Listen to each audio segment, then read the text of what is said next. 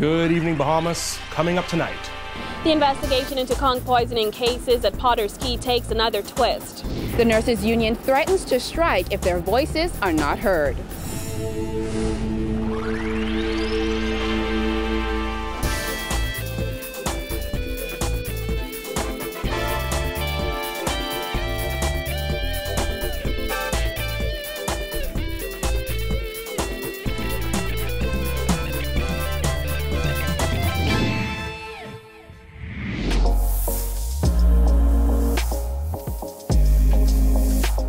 Our News is brought to you by Alive. Welcome to Our News and thanks for joining us. I'm Jared Higgs. Topping news tonight. With 9 days left for residents of 9 shanty towns to evacuate their homes, Labour Minister and Chairman of the government-appointed Shanty Town Action Task Force, Dion Folk, says 2 shanty towns with several homes built to code will escape the wrath of bulldozers. Meanwhile, residents who have yet to move out will soon find themselves without power, water or cable. And if we are successful, and I believe that we will be, it'll probably be the first time this has been done successfully ever in the world. Flanked by members of the Shantytown Action Task Force, folks told reporters that the August 10th deadline for residents to leave the shantytowns was set in stone. However, he revealed that 2 shantytowns, Bedrock and All Saints, won't be torn down due to those areas resembling proper subdivisions. When asked what would happen to the few homes built to code in other shanty towns scheduled to be destroyed, folks said this. There is one home in particular off Bacardi Road where in the middle of, no, I shouldn't say in the middle of the shanty town, but it's a very nice home. And it is built to code. And it's owned by a Bahamian of several generations. That's a decision that the cabinet is going to have to make. While residents have 9 days to leave, those who wait until the deadline will likely find themselves without utilities before that date. There will be a disconnection exercise of all of the utilities from BPL, Water and Sewage, and Cable Bahamas before the 10th. I do not want to give the exact date, but we have set a time to disconnect all utilities. In one of the shanty towns in question, more than 90% of the families have moved out. Only 2 households remain on Lazaretto Road, and folks says many others have left other communities. A significant amount of persons have already moved, and some buildings have already been torn down by the residents themselves. Other than Lazaretto, I don't want to give you a full figure, but I would say anywhere, because I don't have the empirical data, and I don't want to give you misleading information. But depending on who you speak to, it can range from anywhere from 30% to 70%. The Labour Minister says they've also identified 15 special needs families that they will assist with housing. With a 100-page report identifying housing options for residents, Housing Committee member Colin Wright encouraged employers to assist their employees with securing housing. So far, a lot of employers of these Haitians living in the shanty towns, as you know, everybody, especially that higher Haitian, is called them Haitian.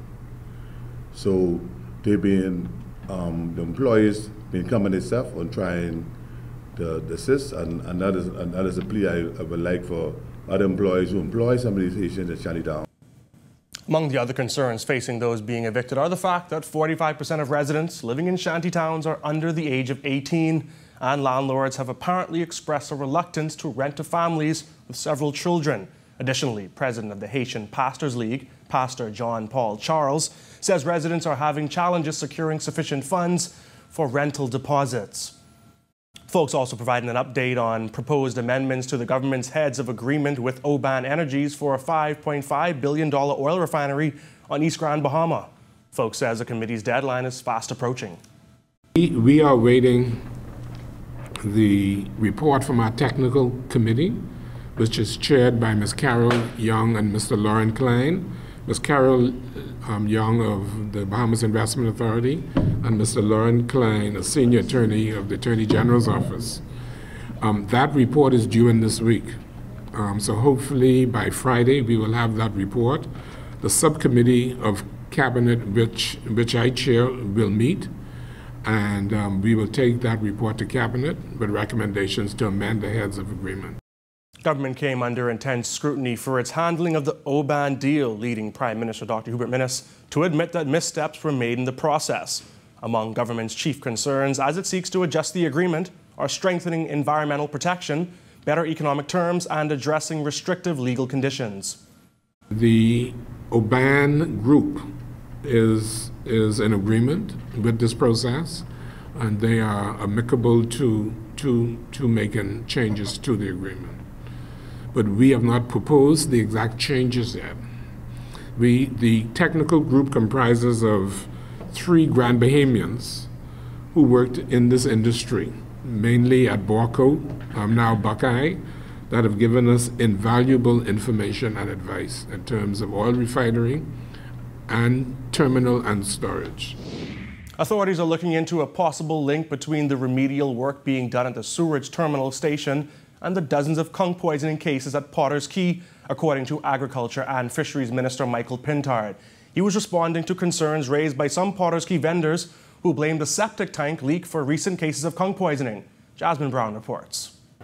Pintard confirming today that a part of the investigation is looking into this treatment facility just behind me.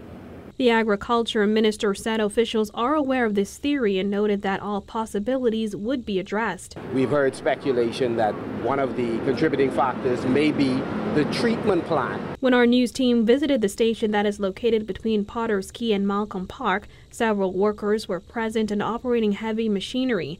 Large sheets of metal were also being driven into the ground. Pintard told reporters government officials are aware of the possible links between the poisoning and dredging at the nearby treatment facility. We know that water and sewage has to do some remediation work there. I would not preempt the chairman in commenting on the timetable for that work being done.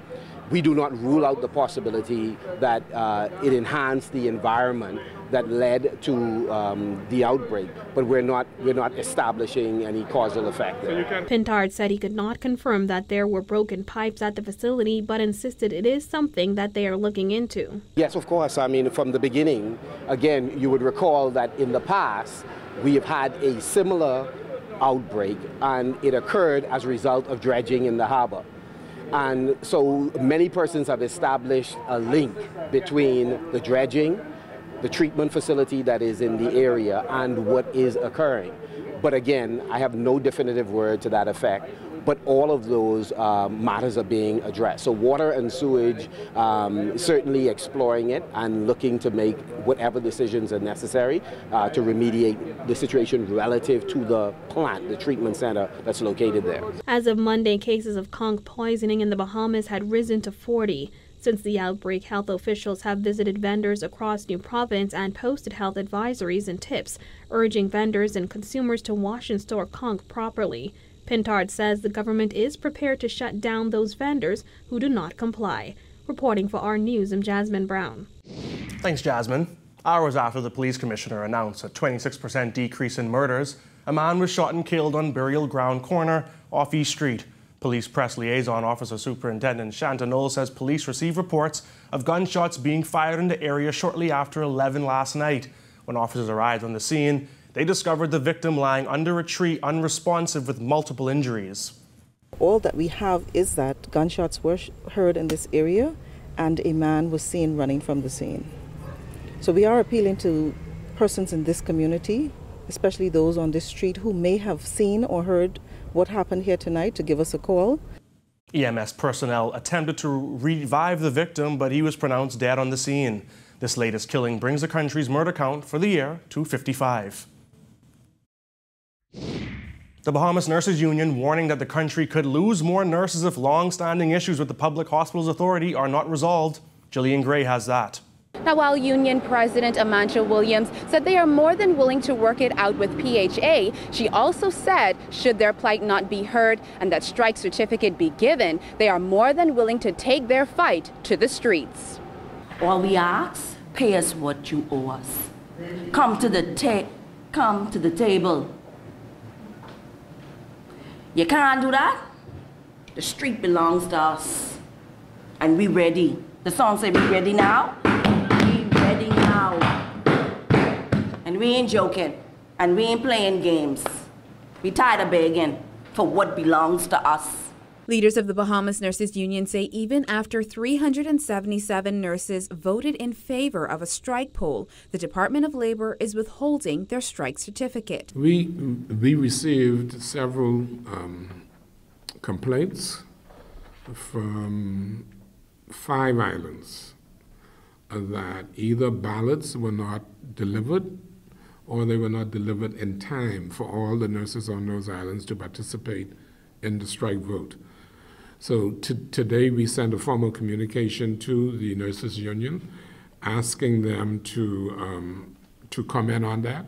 We have given them 7 days to respond, and then we will make a decision whether to certify the strike vote or not. Ferguson added that whatever the Nurses Union president decides, he will rally all trade unionists to stand with them. Williams said they never agreed to the new shift system that PHA is proposing, and added that the 5-on, 2-off shift system could drive more nurses out of an already strained system. BNU General Secretary Julian Mullings said 3 major companies will be in the Bahamas between now and November to recruit nurses. They're coming with packages. They made it so sweet that it's very hard to refuse. And you want to give us $1? Okay, and so all we're asking for the Ministry of Health to do, the Ministers of Health to do, is to look at our programs, look at the suggestions, and to do something that will encourage our nurses to remain within the country. The proposed $1 per hour premium for the shift hours is also unacceptable, according to Williams. Pack and Boy don't even want you to give them $1. No more. They want $2. And you want to give the professional nurses with master's degree coming into a level with a associate degree and postgraduate courses are always going off to upgrade themselves, paying dollars. You want to give them $1 per hour, a shift premium? Come on, who can take that? Reporting for Our News, I'm Jillian Gray. Senior government officials among those paying their respects to the late Fenton Neely today as his body lay in state in the House of Assembly. Neely, a former Minister of State for the Environment, died on July 23rd following a battle with cancer. He was 53 years old. Governor General Dame Marguerite Pinling, former Prime Minister Hubert Ingraham, and Opposition Leader Philip Brave Davis were among those who signed a book of condolences. An official funeral will be held tomorrow at 11 a.m. at Christ Church Cathedral on George Street. Neely was elected to the House of Assembly in 2007 as a South Beach Member of Parliament. He was appointed Minister of State in the Ministry of Works before becoming Minister of State for the Environment in 2008. Neely, who was an engineer, is survived by his wife Q-Tel and 4 children. Still to come on Our News, a motorcyclist killed in a collision on Kemp Road. Plus, why the Foreign Affairs Permanent Secretary was transferred. That's coming up when Our News returns.